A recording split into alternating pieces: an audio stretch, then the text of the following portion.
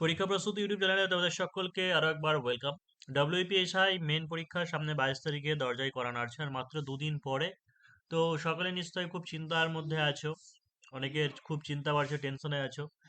তো এই যে পরীক্ষা সামনে আসছে, এই সমস্ত পরীক্ষা যারা বসতে চলেছে তোমাদের জন্য বেশ কিছু সাবধানতা বলতে পারো বা টিপস বলতে পারো, যেইগুলো মেনে না চললে হয়তো খুব ভালো প্রিপারেশন থাকা সত্ত্বেও এমন হতে পারে যে হয়তো তুমি ফাইনাল মেরিট লিস্ট থেকে ছিটকে যেতে পারো। তো এই দুদিন, এখন পরীক্ষার আগে দুদিন খুব ভাইটাল পয়েন্ট, এবং পরীক্ষার দিনটাও খুব গুরুত্বপূর্ণ। তো দেখো যে প্রথমেই কোশ্চেন আসি, যে প্রিলিমস এর ক্ষেত্রে যাদের পেন দেওয়া হয়েছিল, মেন্সেও কি পেন দেওয়া হবে কিনা। তো মেন্সে এখনো পর্যন্ত কই পেন দেওয়া হয়নি, তাই পেন নিজেকেই নিয়ে যেতে হবে। সেটা হচ্ছে ball pen point, ball point মানে, ঠিক আছে, যেগুলো আমরা জেল কালির পেন নয়। এবার হচ্ছে কোন কালির, এটা নিয়ে আবার অনেকে প্রশ্ন করছো। তো যদিও অ্যাডমিট কার্ডে বা কোথাও মেনশন করা নেই, তবে আমি পার্সোনালি বলবো যদি মেনশন করা না থাকে, তাহলে হচ্ছে যেটা কালো কালির পেন ব্যবহার করবে, কালো, ঠিক আছে, অথবা নীল, কালো অথবা নীল। আর একটা জিনিস যারা বলছে হয়তো দুটোই ব্যবহার করা যাবে কিনা, হয়তো টাইটেল বা শিরোনাম বা পয়েন্ট হয়তো অন্য কালিতে দিলাম, উত্তর এক অন্য কালিতে দিলাম। আমি পার্সোনালি বলবো এরকম না করতে। কম্পিটিটিভ এক্সামিনেশনের ক্ষেত্রে এরকম বলা হয় যে যে কোনো একটা কালির পেন ব্যবহার করো, হয় কালো অথবা নীল, যে কোনো একটা। পয়েন্ট যদি কোনো কিছু দেওয়ার থাকে, যদিও পয়েন্ট দেওয়ার কোনো স্কোপ নেই এখানে, সেরকম ধরনের প্রশ্ন থাকছে না, থাকবে না আশা করা যায়। তো যাই হোক, এটা এবার বাকিটা তোমাদের উপর ডিপেন্ড করছে। আমি বলবো যে কোনো একটা কালির পেন, তবে দুটো কালো দুটো নীল নিয়ে যেতে পারো। যদিও অনেক সময় যদি আবার মেনশন করে দেয় যে হয়তো কালো বা নীল কালিতে লিখো, তাহলে সেই কালিতে লিখতে পারো। যদিও করবে না, যে কোনো কালি ব্যবহার করতে পারো, কালো অথবা নীল। তবে সবুজ বা কমলা বা অন্য কালিতে ব্যবহার করবেই না। এবার যেটা নেক্সট প্রশ্ন, সেটা হচ্ছে উত্তর লেখার ক্রম। ঠিক আছে, উত্তর লেখার ক্রম মানে অনেকে যারা বলছো যে পেপার ওয়ানে যেটা পরপর থাকবে, অর্থাৎ তোমার জিকে, ম্যাথ এবং হচ্ছে রিজনিং। অনেকে বলছে যে আমি আগে ম্যাথ করব, রিজনিং করব, পরে জিকে করব। সেটা করা যাবে কিনা। আবার অনেকে এটাও বলছে যে যেগুলো পেরে পারলাম, হয়তো ম্যাথের মনে হচ্ছে 5 নম্বর বা 6 নম্বরটা বেশি সহজ, পাঁচেরটা পাঁচেরটা আগে করলাম, পরেরটা 3 করছো, এইভাবে উল্টো পাল্টা করে করছো, করবো তাই বলছো। আমি এটা একদমই বলবো না, একদমই না করতে। প্রথমত তো কোশ্চেন উল্টো উল্টো পাল্টা করে করতে মানা করছি। আর দ্বিতীয়ত হচ্ছে যেমন সিকোয়েন্স অনুযায়ী আছে, অর্থাৎ প্রথমে যে পেপার ওয়ানের পার্ট এ তোমার জিকে থাকছে, আমি বলবো যে জিকে তা যেমন প্রথমে আছে প্রথমেই করো। এবার তো এখনকার কেপিএসআই এর মতোই সেম একই রকমই কোশ্চেন হবে যেটুকু শোনা গেছে। তাহলে কেপিএসআই যেমন প্রশ্ন হয়েছিল ওয়ান লাইনার বা এক কথায় শব্দ লিখতে হচ্ছে বা একটা লাইনে, হ্যাঁ দুই একটা প্রশ্ন যেমন হতে পারে 2 নম্বরে টিকা আকারে দিয়েছিল বা 4 নম্বরের একটা কোশ্চেন ছিল, সেইগুলো বাদ দিয়ে সবই 1 নম্বর 2 নম্বরের হচ্ছে। তো যদি ধরো কোনো কোশ্চেনের আনসার তুমি মনে করছো যে পারলে পরে লিখবে বা এদিক ওদিক থেকে হল ম্যানেজ করতে পারলে লিখবে, সেটা ছেড়ে রাখো না। ছেড়ে রাখো মানে কি, এরকম ধরো করতে পারো তুমি যে কথাতেই বলছে হয়তো কুইক লাইমের সংকেত তুমি জানো না, তাহলে তুমি এরকম ভাবে ছেড়ে দাও যে লাইমের সংকেত কুইক লাইমের সংকেত, হাইফেন দিয়ে ছেড়ে দাও। যদি পরে মনে পড়ে পরে পাও, তাহলে তখন সেখানে এখানে পরে এসে উত্তরটা লিখবে। আর আমি বলবো যে 1 2 3 4 করে যেমন জিকে যেরকম কোশ্চেন থাকবে সব পরপর করতে করতে চলে যাও। যদি পরে মনে পড়ে তাহলে পরে এসে সেখানে লিখবে। যদি বাই চান্স কেপিএস এর মতো কোনো একটা প্রশ্ন হয়তো 3 নম্বরে বা 4 নম্বরের এলোই, 4 নম্বরে লেখার জন্য তো আহামরি সেই প্রচুর কিছু লিখতে হবে না। তোমাকে হয়তো দেখা গেলো 4 নম্বরের জন্য 6 7 লাইন হয়তো লিখতে হবে, সেরকম ভাবে একটা জায়গা আন্দাজে স্পেস দিয়ে ছেড়ে দাও, দিয়ে লিখো। ম্যাথের ক্ষেত্রেও তাই করবে, 1 2 3 4 পর পর যেমন আছে সিকোয়েন্স অনুযায়ী সেই জন্যই করবে, রিজনিং এর ক্ষেত্রে তাই করবে। এবার অনেকে বলতে পারে যে হ্যাঁ অন্য দাদা বা এর আগে যারা এসআই পেয়েছিল তারা তো এরকম করেছিল, নাম্বার পেয়েছে, সে পেতেই পারে, সে পাবে না আমি সেটাও বলছি না, সে পেতে পারে। কিন্তু একটা জিনিস যেটা হয়, যারা পেপার চেক করে তাদেরকে একটা আনসার শিট কিন্তু দিয়ে দেওয়া হয়, একটা আইডিয়াল আনসার শিট দিয়ে দেওয়া হয়। সেই আনসার শিট দেখে দেখে তারা কিন্তু উত্তর খাতা দেখে এবং কিন্তু মার্কিং করে। তো সেই রকম নিশ্চয়ই ওখানে যে ওদেরকে আনসার শিট দিয়ে দেবে, পরপর দেবে। তো এই অনুযায়ী দেখা গেলো যে কোনো কিছু গন্ডগোল হয়ে গেল, এদিক ওদিক হয়ে গেল, বা তাদের একটা বিরক্তি লেগে গেল, সেই জিনিসটা হতে পারে। সেই জিনিসের জন্য আমার মনে হয় পরপর এইভাবে করাটাই বেশি ভালো। নেক্সট আসছে জিকে দাও, এই ম্যাথের ক্ষেত্রে তো বলেই দিলাম যে ম্যাথের ক্ষেত্রে ওটাই, যে পরপর যেমন থাকবে সেই অনুযায়ী করবে। আর একটা জিনিস যে ম্যাথের ক্ষেত্রে কি কিছু কিছু সাবধানতা অবলম্বন, যেমন 1 নম্বর যেটা, সেটা হচ্ছে কোনো স্টেপ জাম্প করা যাবে না, ঠিক আছে, মানে হচ্ছে স্টেপ জাম্প করবে না। 2 নম্বর হচ্ছে ডাইরেক্ট কোনো থিওরি বা সূত্র যেগুলো থাকে, কোনো ডাইরেক্ট কোনো সূত্র সেটা অ্যাপ্লাই করবে না। যেমন ধরো I=PTR/100, কথা নেই বার্তা নেই, তুমি সরাসরি বললে আমরা জানি I=PTR/100, তুমি জানো আমি জানি না, আমি জানি না, আমি প্রশ্ন করব তোমাকে যে I=PTR/100 কোথা থেকে এলো ভাই, আমি প্রশ্ন করব তোমাকে। তাই ডেসক্রিপটিভ মানে হচ্ছে যে সূত্র প্রয়োগ তুমি করছো সেই সূত্রটার পটভূমিকা বা কোথা থেকে এলো সেটা তোমাকে বলে দেওয়া উচিত, এই সাবধানতা অবলম্বন করতে হবে। 3 নম্বর হচ্ছে ক্যালকুলেশন বা সিম্পলিফিকেশন, যেটা আমরা করছি লাস্ট লাইনে, সেই ক্যালকুলেশনের জায়গায় ডিজিটগুলোকে কাটতে মানা করছি। ধরো এরকম আছে 50 × 3/10, ঠিক আছে, এখানে বুঝতে পারছো তুমি শূন্য শূন্য কেটেছে 15, ডাইরেক্ট 15 লিখো, ঠিক আছে, যে এইভাবে ডিজিট কেটে দিচ্ছ, এইভাবে ডিজিট কেটে যাচ্ছে 5, এরকম করবে না। এরকম কাটাকুটির জন্য অনেকের হাফ এক কেটে নাই। যদি বেশি বড় মনে হয় তাহলে রাফটা পাশেই করো। আর একটা জিনিস, যেটা রাফ তো স্পেস একটা দেওয়া হবে লাস্টের পেজে, তাহলে রাফটা কি করবে, রাফটা তাও আমি বলবো, ধরো এটাই তোমার উত্তর লেখার স্পেস জায়গা, ঠিক আছে, এতটুকু আছে জায়গা, তুমি এইখানে অঙ্ক করছো, পাশে ডান দিকে এখানে রাফ বলে লিখে নাও, দিয়ে কোনো গুণ ভাগ যোগ বিয়োগ যা হচ্ছে সেখানে করে দেখিয়ে দাও, কোনো অসুবিধা হবে না। নেক্সট কোশ্চেন, পয়েন্ট চলে আসছি রিজনিং এর ক্ষেত্রে। রিজনিং এ যেগুলো পাজেল টেস্ট থাকে, সেই পাজেল টেস্ট গুলো কি বিভিন্ন জন বিভিন্ন ভাবে করে, কিন্তু আমি বলবো ছক কেটে, যেমন করে আমি তোমাদেরকে এর আগে ইউটিউবে বিভিন্ন দেখিয়েছিলাম, নিশ্চয়ই দেখেছো, এরকম ছক কেটে করো, কোনো নাম্বার কাটা যাবে না, একদম ফুল মার্কস পাবে। অনেকেই যারা হয়তো অন্য জায়গায় রাফে করেছিল শুধু উত্তরটা লিখেছে, তাদেরকে কিন্তু ফুল মার্কস দেওয়া হয়নি, যারা দেখায়নি যে কিভাবে সে করলো বের করলো, তাদেরকে কিন্তু ফুল মার্কস দেওয়া হয়নি রিজনিং এর ক্ষেত্রে, বা অনেককে নাম্বারই দেওয়া হয়নি, তাই এটাও কিন্তু মনে রাখতে হবে। আর যেগুলো 2 মার্কসের কোশ্চেন থাকে, সেই 2 মার্কসের জন্য আহামরি খুব বেশি বড় করে লেখার দরকার নেই, মোটামুটি 1-2 লাইন ম্যাথমেটিক্যাল এক্সপ্রেশন দিয়ে দেখালেই হবে। 3 নম্বর কোশ্চেন যেটা, সেটা কি পয়েন্ট দেওয়া যাবে? দেখো পয়েন্ট দেওয়া যাবে মানে কোশ্চেন ধরো যদি এরকম আসে যে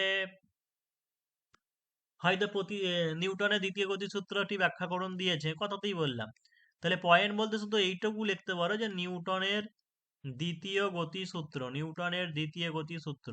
ঠিক আছে, এই করলে দিয়ে লিখে দিলে। কিন্তু কোশ্চেনে ধরো এমন যদি থাকে যে 3 নম্বর হয়তো দিল যে মহাবিদ্রোহের কারণগুলি ব্যাখ্যা করুন, দিয়ে তা বলে তোমাকে রাজনৈতিক কারণ, অর্থনৈতিক কারণ, অমুক কারণ তমুক কারণ বলে অত এক্সপ্লেন করতে হবে না।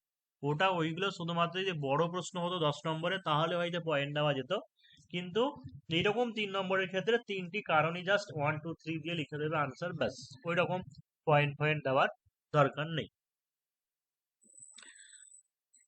নেক্সট কোশ্চেন, যে পেজ কি সীমিত থাকবে কেপিএসআই এর মতো যদি হয়, যদি সেটাই শোনা যাচ্ছে কেপিএসআই এর মতো যদি হয়, তাহলে সেই ক্ষেত্রে যেমন পেপার 1-এর জন্য 16 পেজ দেওয়া হয়েছিল, 16 পেজ, তার মধ্যে 13টা পেজের মধ্যে আনসার লেখার জায়গা ছিল, প্রথম দুটো আর লাস্টেরটা রাফ ছিল, 3টে পাতা বাদ ছিল।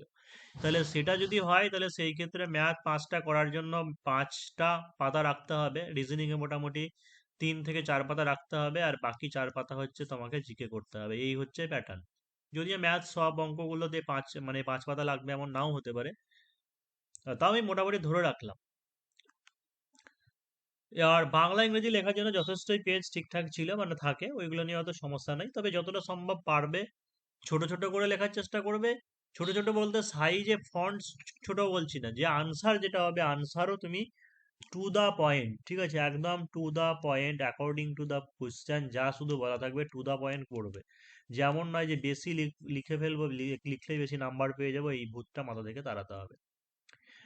তো নেক্সট কোশ্চেনে যাওয়ার আগে বলে দিই যে যারা নতুন যে ব্যাচ শুরু হচ্ছে ডব্লিউপিএসআই, কেপিএসআই এবং এক্সাইএসআই, আপকামিং 3টে ব্যাচ কম্বাইন্ড অলরেডি স্টার্ট হয়ে গেছে, এই 22 তারিখে পরীক্ষার পরে নতুন আবার ভর্তি নেওয়া হবে।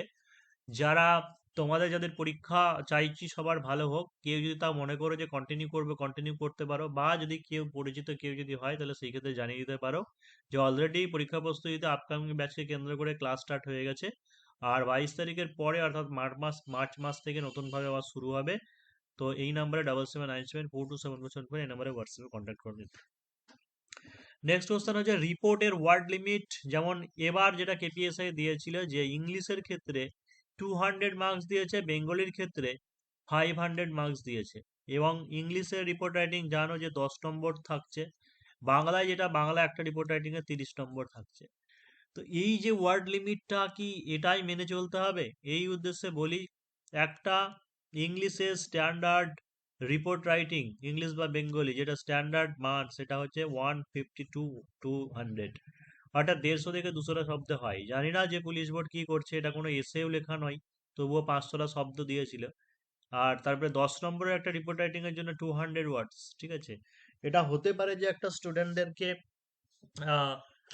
ডিস্ট্রাক্ট করার জন্য, বা হচ্ছে ভুল পথে চালিত করার জন্য, যে কোনো একটা ক্যান্ডিডেট যে 100টা বা 150টা ওয়ার্ডের মধ্যে মুখস্থ করে যাচ্ছে, বা বাংলা রিপোর্ট রাইটিং সাধারণত 250টা থেকে 300টা মুখস্থ করতে পারে 250 শব্দের মধ্যে। এবার বাকি যে সে 250 আরো 500 বলে দিচ্ছে, এই 250 শব্দটা যেখানে প্রয়োগ করছে এই দুটোর মধ্যে নিশ্চয়ই পার্থক্য থাকবে। কেউ যদি কমন পায় বা মুখস্থ করা জিনিস থাকে, আর ওখানে আরো এক্সট্রা সে 250 যোগ করছে, তার মানে দুটো লেখার মধ্যে অবশ্যই পার্থক্য থাকবে, এক্সট্রা এক্সট্রা যেটুকু অ্যাড করছে। তো এটা একটা দেখা হতে পারে যে সেই ক্যান্ডিডেটের কতটুকু কোয়ালিটি আছে নিজে লেখার, সেইটার জন্য হতে পারে হঠাৎ করে 500টা ওয়ার্ডস করে দিল। আবার এমন হতে পারে যে 500টা ওয়ার্ডস বলে দিয়েছে কি সেই স্টুডেন্ট তাই গুনে গুনে বা আরো এক্সট্রা মানে যেটুকু দরকার নেই তাও হয়তো অ্যাড করে দিচ্ছে। তাই বলবো এই ওয়ার্ড লিমিট নিয়ে একদমই ভয় পাবে না। 500টা ওয়ার্ডস বলেছে অনধিক, মানে 500 যেন ক্রস না করে যায়। আমি যদি 300 থেকে 350টার মধ্যে ভালোভাবে ফুটিয়ে তুলতে পারি, বা সমস্ত যে পয়েন্টগুলো দিচ্ছে সেই পয়েন্টগুলোকে যদি লিখতে পারি, তাহলে অসুবিধা কোথায়? কোনো অসুবিধা নেই। যে অনেকে যারা ভাবছে 500 ওয়ার্ড মানে 500 ওয়ার্ড যে গুনে গুনে লিখতে হবে, এমন কোনো ব্যাপার নেই। 300 থেকে 350, বা যদি মনে হয় 400 ওয়ার্ড 400 ওয়ার্ডস এর মধ্যেও লিখে দিয়ে চলে এসো, 500টা ওয়ার্ডস লেখার দরকার নেই, এটুকু আমি বলছি। ইংরেজির ক্ষেত্রেও তাই, 150টা ওয়ার্ডের মধ্যে লিখে দিয়ে এসো, 200টা ওয়ার্ডস লেখার দরকার নেই। কারণ একটা ওয়ার্ড লিমিট কোনোদিনই রিপোর্ট রাইটিং এর এত হয়ও না। এবার আসছি যে এই দুদিন কি কি পড়বে তাহলে। এই দুদিন কি কি পড়বে, প্রথমে আমি রিপোর্ট রাইটিং এর কথায় আসছি। যে বাংলা রিপোর্ট রাইটিং এর ক্ষেত্রে প্লাস্টিক এবার জন্য গুরুত্ব রয়েছে, প্লাস্টিক নিয়ে করতে পারো, বা হচ্ছে ট্রাফিক জ্যাম সংক্রান্ত ট্রাফিক জ্যাম নিয়ে করতে পারো, বা হচ্ছে শব্দ দূষণ, যেটা শব্দ দূষণ এই ব্যাপারটা নিয়ে করতে পারো। তারপর যে অনলাইন এডুকেশন, এটা নিয়ে করতে পারো। ইংলিশের ক্ষেত্রে ট্রেন দুর্ঘটনা যদি রোড অ্যাক্সিডেন্ট এবার পড়ে গেছে, ট্রেন দুর্ঘটনা বা হচ্ছে অগ্নিকাণ্ড, ঠিক আছে, ফায়ার অ্যাক্সিডেন্ট, তারপরে হচ্ছে ড্রাগ অ্যাডিকশন বা হচ্ছে প্লাস্টিক অ্যাওয়ারনেস ক্যাম্পেইন, এরকম ধরনের যে কোশ্চেন গুলো আছে, বা ফ্লাড, এগুলো নিয়ে করতে পারো। এগুলো আসার সম্ভাবনা রয়েছে। তবে যাই হোক, রিপোর্ট রাইটিং আমি বলবো যে গত বছর প্রিভিয়াস ইয়ারের পিএসসি মিসলেনিয়াস 2000 সাল থেকে যে সমস্ত টপিকগুলো এসেছে, সেই সমস্ত টপিকগুলো একবার পারলে চোখ বুলিয়ে নিতে পারো। যদি কমন পেয়ে যাও, ওখানে একটু ট্রিকটা অ্যাপ্লাই করে নিজের ভাষায় লিখতে পারো। আরেকটা জিনিস হয়, মুখস্থ করার থেকে নিজের ভাষায় লিখলে পরে অবশ্যই একটা ভালো নাম্বার কিন্তু পাওয়া যায়। তো এই কদিনের দুদিনের মধ্যে যা যা রিপোর্টের টপিক হয়, মানে এক একটা টপিক অনুযায়ী করো। যেমন হচ্ছে পরিবেশ সংক্রান্ত তুমি যদি সব করে নাও, মানে জল দূষণ, বায়ু দূষণ, শব্দ দূষণ বা এরকম ধরনের, তাই পরিবেশের উপর যা দেবে পেরে যাবে। কিছু সামাজিক ব্যাপার নিয়ে লেখো, সামাজিক ব্যাপার নিয়ে প্রায় দেখবে কিছু লাইন কমন পেয়ে যাবে এটা ওটার মধ্যে। তারপরে হচ্ছে এখন আর কি করবে, এখন আর জিকে অত বেশি ডেপথে ঘেটে লাভ নেই। যে জিনিসগুলো কভার করা আছে, যেগুলো পড়েছো, সেইগুলো একবার করে রিভাইজ মারো। তবে লাস্ট যেটা, যে চাকরি পাওয়ার চূড়ান্ত শেষ মুহূর্তের টিপস, সেটা যদি বলো, অনেক ক্যান্ডিডেটকে আমি দেখেছি যে 2-3 বছর ধরে টানা প্রিপারেশন নিচ্ছে, শেষ পর্যন্ত সে চাকরিটা পায়নি। আবার এমন অনেক ক্যান্ডিডেট আছে যে বিভিন্ন পরীক্ষা এদিক ওদিক করছিল, মাঠ পাস প্রিলি পাস করে গেছে, মাঠ পাস করেছে, মেনের 2-3 মাসে প্রিপারেশন নিয়েও চাকরি পেয়ে গেছে, সেটাও হয়েছে। এটা কখন হয়? যে সেইভাবে অতটা হয়তো সে এসআই এর জন্য খাটেনি, 2-3 মাস পরেও বেঞ্চে চাকরিটা পেয়ে গেল, কখন হয় সেটা? তার বেস ভালো আছে, বেস যদি ভালো থাকে, ঠিক আছে। সে মাধ্যমিক পর্যন্ত ভালো স্টুডেন্ট ছিল, মাধ্যমিক পর্যন্ত যদি ভালো স্টুডেন্ট থাকে, তাহলে সেই ক্ষেত্রে তার ডেসক্রিপটিভ ম্যাথ বুঝতে হবে না। অনেকেই আছে যারা মাধ্যমিকে খুব ফাঁকি মেরেছিল, তো সেই ম্যাথ ভালো করে জোর দেয়নি, তো এখন নিয়ে তাদের ডেসক্রিপটিভ ম্যাথ সমস্যা আছে, যে কিভাবে কতটুকু লিখবে সেই লেখাটুকু বুঝতে চাচ্ছে, সে অঙ্কটা করতে পারবে কিন্তু ডেসক্রিপটিভ করতে পারছে না। তো যাই বেস ভালো ছিল তাদের ডেসক্রিপটিভ ম্যাথ রিজনিং নিয়ে যেমন কোনো অসুবিধা নেই, ঠিক আছে, করে দিচ্ছে। আর ইংলিশ যেটা আহামরি, ইংলিশ পিএসসির মতো অতটা কঠিন হয় না, ইংলিশ মোটামুটি সহজই থাকে। ট্রান্সলেশন বলো বা প্রেসি বলো বা রিপোর্ট, এগুলো সব কমন পাওয়া যায় মোটামুটি। আর একটুকু লেখার চেষ্টা করলেই ট্রান্সলেশন, পুলিশের ক্ষেত্রে কি করা হয়, যে নাম্বারটা দেওয়ার চেষ্টা করা হয়। অতটা গ্রামার মিস্টেক বা সিলি মিস্টেক অত জিনিস থাকে না। তাই মাথা ঠান্ডা করে, মাথা বোঝাই না করে, যে এই কটা দিন আর দুদিন সময় আছে, তুমি প্রচুর এদিক ওদিক, এখনো হয়তো অনেকে এখনো নোট জোগাড় করে যাচ্ছ, এটা পড়ছো ওটা পড়ছো, এই বই পড়ছো সেই বই পড়ছো, কিন্তু আমি তোমাকে গ্যারেন্টি লিখে দিলাম, পরীক্ষা দিয়ে এটাই তোমার ফিল হবে যে 70 থেকে 80%, 70 থেকে 80% তোমাকে বলছি, যে 200 আউট অফ 200, 200 মার্কসের মধ্যে এমন হতে পারে 140-50 নাম্বার মনে হবে, যেটা মুখস্থ করে কাজেই লাগেনি, আমি যদি বুঝতাম ব্যাপারগুলোকে তাহলে সেইগুলো ঠান্ডা করে লিখতাম। যেমন ট্রান্সলেশন, বঙ্গানুবাদ, তারপর হচ্ছে রিপোর্ট বা প্রেসি, এই সমস্ত জিনিসগুলো বুঝতে হয় ভালো করে, কমনের আশা না করে। আর জিকে যেমন প্রচুর পড়া, প্রচুর পড়ো, দেখা যাবে পরীক্ষায় তুমি একখানা কমন পেলে না, হয়তো আজ থেকে তুমি 2 বছর 3 বছর আগে পড়েছিলে, 5 বছর আগে পড়েছিলে, সেটা হয়তো তোমার জিকে তে কাজে লেগে গেলো, সেটা হতেই পারে। কোনোদিন একটা সিনেমা দেখেছো, বা বাইরে রাস্তায় ঘুরতে বেরিয়েছো, বা কোথাও বেরিয়েছিলে, বা কোনো একটা মানুষের কথা শুনেছো, সেটাও দেখবে হয়তো জিকে তে কাজে লেগে যেতে পারে। তাই এক্সপিরিয়েন্স, মানে হচ্ছে দক্ষতা, বা হচ্ছে অভিজ্ঞতা, এটাও একটা ম্যাটার করে কম্পিটিটিভ লাইনের ক্ষেত্রে। তাই এখন খুব বেশি আর প্রচুর পড়া দরকার নেই, যতটুকু যেটুকুই পড়া আছে, সিলেবাস কমপ্লিট করা আছে, সেইগুলো বারবার করে রিভিশন মারো। আর ওটাই লাস্ট মুহূর্তের টিপস, এটাই যে মাথা ঠান্ডা না করে জিনিসগুলোকে বোঝা, যেমন রিপোর্ট, টপিক গুলোকে একটু বুঝে নেওয়া, পড়া, নিজের ভাষায় লেখা। ট্রান্সলেশন, জাস্ট ট্রান্সলেশনে যে সেন্টেন্স স্ট্রাকচারের রুলস আছে সেগুলো একটু শুধু দেখে যাও। তারপর হচ্ছে আহ এই এই জিনিসগুলো, বাংলা রিপোর্টে যেমন একটা রিপোর্টে 30 নম্বর থাকবে, তো প্রিভিয়াস ইয়ারে ডব্লিউবিসিএস বা মিসলিনিয়াসে কোনগুলো পড়েছে সেগুলো একটু দেখে যাও। আর সব থেকে এরকম ভাববে যে ছি, এটা তো বইয়ে দেখেছিলাম, ভালো করে যদি পড়ে আসতাম, এটা এরকম একদমই ভাববে না। এমন অনেক ক্যান্ডিডেট, যেমন ক্লার্কশিপের ক্ষেত্রে বলছি, তারা রিপোর্ট ফিপোর্ট সব কমন পেয়েছে তাই বলছে, কিন্তু তারা দেখবে মিলিয়ে নেবে যে অতটা নাম্বার হয়তো পাবে না। হুবহু বইয়ের মুখস্থ করা সবাই লিখছে, ভালো নাম্বার পাওয়া যায় না। তাই এতটা চিন্তার কিছু নেই, সবাই রিল্যাক্সে থাকো, জাস্ট রিল্যাক্স করো। আর যদি স্টুডেন্ট হিসেবে তুমি ভালো থাকো, বা যদি মাধ্যমিক পর্যন্ত যদি ফাঁকি না মেরে থাকো, বেসিক যদি ক্লিয়ার থাকে, তাহলে তোমাকে কেউ আটকাতে পারছে না, যে তুমি পড়তে পারোনি, বা হয়তো মাঠের পরে প্রিপারেশন শুরু করেছে, এগুলো কোনো ম্যাটার নয়। যাই হোক, সবাইকে বেস্ট অফ লাক, খুব ভালোভাবে পরীক্ষা দাও, পরীক্ষা নাও, এই পরীক্ষা দাও, এবং এই লাস্ট এই দুটো দিন ভালোভাবে থাকো, শরীর টরীর যাতে খারাপ না হয়, এবং প্রিপারেশন নাও, রিভাইজ করো, এটুকুই চাই।